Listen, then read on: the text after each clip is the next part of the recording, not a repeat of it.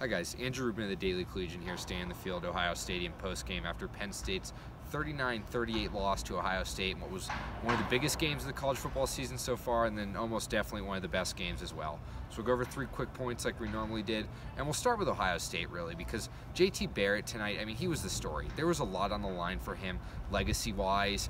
You know, there's questions about how well he is throwing the ball downfield. He'd struggled in Ohio State's last couple of big games at really completing passes downfield. Tonight he was phenomenal. Only 6 incompletions, 33 of 39. 3 or 4 of those were drops, and he needed to have a huge game for Ohio State to win, and he had it, and Ohio State won.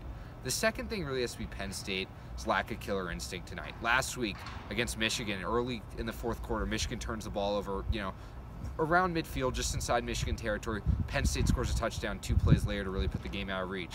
Similar thing happens tonight. Ohio State turns the ball over. J.K. Dobbins and J.T. Barrett mishandle it on an exchange.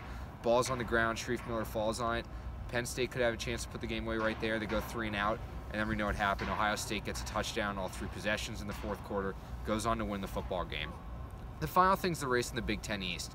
Ohio State now, they're the clear favorite to go to Indianapolis and play Wisconsin for what will likely be essentially a quarterfinal game to get into the playoffs.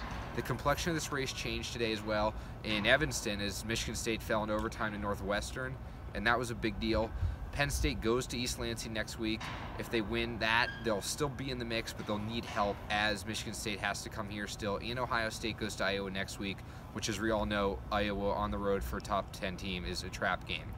So, the playoff race. Tuesday night, the first poll comes out as far as where Penn State will be. Is there a chance for them to get in if they win out the rest of the way?